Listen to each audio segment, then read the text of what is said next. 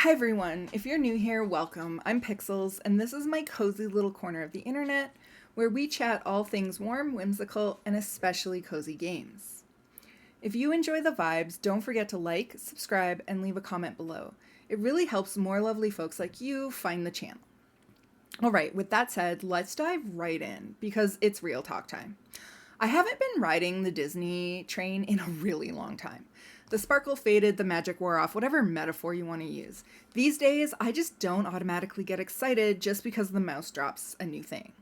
However, when Disney's Cursed Café was shadow dropped during the latest Nintendo Direct, it genuinely stopped me mid-scroll. Was it the aesthetic, the cozy vibes, the words Disney villain visual novel cafe strung together like a spellbook entry? Or maybe it was just the fact that it was $20 and I'm easily swayed by a good deal. Either way, I picked it up immediately. My thinking was simple. If I didn't like it, my niece probably would. But folks, I did like it. A lot more than I expected to. So welcome to the Cursed Café. In this game, you play as a potionista. Think barista, but with less caffeine and more chaos. You're working at this rundown little cafe that's now serving up magical potions instead of espresso. And your customers? Just a casual roll call of Disney villains. Gaston, straight from the golf course with a visor to prove it. Captain Hook, think theater kid energy turned up to 11. Maleficent, she's out here just trying to go viral. The vibes are immaculate. It's giving me real evil brunch squad vibes, and honestly, I would 100% watch that reality show. The gameplay loop is cozy and straightforward. You chat with the villains, try to deduce what kind of potion they really need, and then mix one up using your ever-growing list of ingredients. Your potion book even gives you hints sometimes, which I really appreciated. But it's not just mix and serve. Your choices actually kind of matter. If you give the wrong potion, you can upset a villain, which is never really a good idea. You might have to redo the day, or you might decide to lean into the chaos just to see what happens. It's got enough interactivity to stay engaging without losing that chill, curl up on the couch visual novel feel. Now, let's be honest. If you're coming from Coffee Talk, you'll probably notice that the gameplay here feels a lot more shallow. Okay, like really a lot more shallow. There's less room for experimentation, less finesse in the potion making process, but where Disney's Cursed Café really shines, like truly shines, is in its characters and writing. The humor is clever, the dialogue is sharp. These villains are dramatic in the best way. Let's just say Cruella had me wheezing and Ursula said something that made me pause the game and cackle like a sea witch. The script is the star here. Okay, I gotta do Cruella today. You must be so pleased I'm here. So you serve potions? Well, I simply must try one. Sure thing, what can I... But first we must talk about that dreadful apron. I like my apron. You do? Pathetic. You must dress to say, I don't need my customers' money. This customer has money, and it's quite ready to order. I would ask who you think you are, but then you might tell me. Madam, you are speaking to the Royal Grand Vizier of Agrabah. Oh, come now, I'm not speaking to you at all. Cruella ignores Jafar. You hear the sound of teeth grinding. I didn't think I'd have this much fun with this game. Now, where was I? Ah, yes. You really must get a designer apron. I'd be afraid it'd get dirty. Then why buy just one when you can buy dozens? Jafar clears his throat very loudly. Might I order since you refuse to? Cruella looks Jafar up and down. When you buy a suit off the rack, do you try to buy it in your size?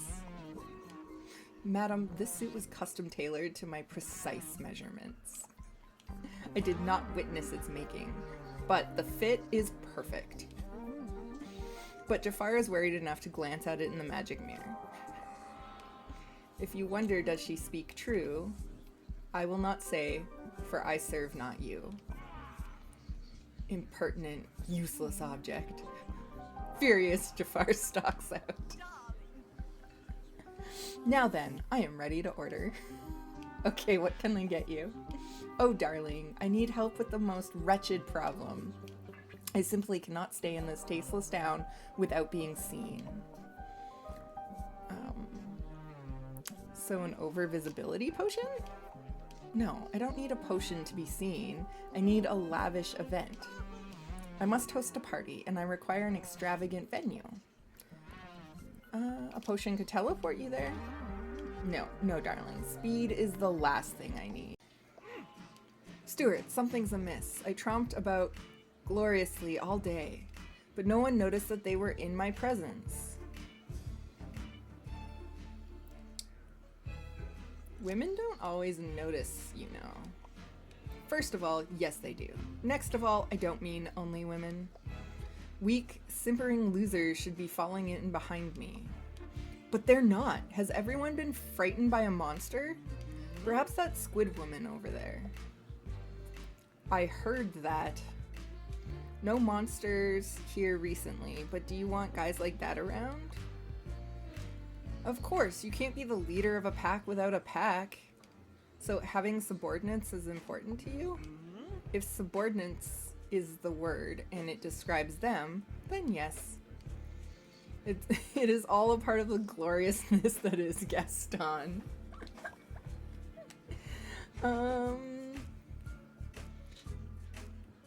You want people to adore you? More importantly, I want people to see people adoring me. It's very complex. You wouldn't understand. You may have found the limits of Gaston's introspection. Then I guess you should find a pack. What kind of guys do you want? Anyone less impressive than me, which is everyone. So you don't have a supply problem. No one knows what to do. Perhaps they're confused. Or they're thinking too much. Nothing confuses you like thinking. I could make them not think, just react, like the prey I hunt. Maybe a potion could help. That's why I'm still talking to you. Okay, so what can I make for you? What's your most, I say, look over here potion? I think there's a mind control one. I said no thinking. Can you make me breathe fire? Yes, I have a fire breathing potion. Animals always notice fire. Make that one. This is where the game just blew me away as much as a Disney game could blow you away. The writing is way funnier and more self-aware than I expected from anything carrying the Disney brand. My absolute favorites were Cruella and Ursula. Cruella's lines are perfection. Dry, snarky, and exactly what you'd expect from a maniac trying to navigate modern society. But the entire cast brings something to the table. They play off each other like it's some cursed version of The Office, but less funny, and you're just there serving magical potions and watching it all unfold. There's also this ongoing mystery to the story that keeps things fresh and makes you want to keep going. It is less of a skill-based game and more of a vibes-based one. Make no mistake about this. This is 100% a visual novel. And personally, that's totally fine with me. The visual style sticks close to Disney's signature clean, expressive, and theatrical thing they have going on. Everyone's rocking outfits that feel like modern AU versions of themselves. Like, of course, Maleficent would wear platform boots and command an Instagram army. I played on Switch and had zero issues. Looks great, handheld, runs smooth dock, no UI hiccups. It's the kind of game that just fits perfectly on the Switch. Okay, so how long is it? I've played about 2 hours so far and covered about 6 in-game days. My guess, you'll get around 4 to 6 hours depending on how thorough you are. If you replay days, experiment with different choices, or talk to every villain multiple times, you'll easily squeeze closer to 6 hours out of this. There's enough variation to make replaying worthwhile, the outcomes change slightly, the dialogue shifts, and you might uncover more about each villain's secret schemes. It's not super complex, but it's satisfying. So, this game is for you if 1. You love Disney villains and all their messy, misunderstood glory. 2. You enjoy narrative games with a splash of magic. 3. You don't mind reading because, yes, this is very much a visual novel. 4. You liked coffee talk but want something a little lighter and sassier. This game is not for you if 1. You want deep mechanics or gameplay challenges. 2. You're not into reading or decision-driven stories. 3. You just don't vibe with Disney at all. And hey, that's fair. Disney's Cursed Café is a vibe. It's not the most complex game out there, but it's packed with charm, character, and a ton of heart. If you're looking for a relaxing, funny, and surprisingly well-written visual novel, this is it. I didn't expect to enjoy this game as much as I did, but here I am, invested in villain drama, cheering for Ursula's weird reality TV participation thing, and wondering what potion to give Gaston to make him less like Gaston. So let me know in the comments if you played, and if you did, which villain stole your heart, what your thoughts were, etc. And don't forget to like, subscribe, and I'll see you in the next one.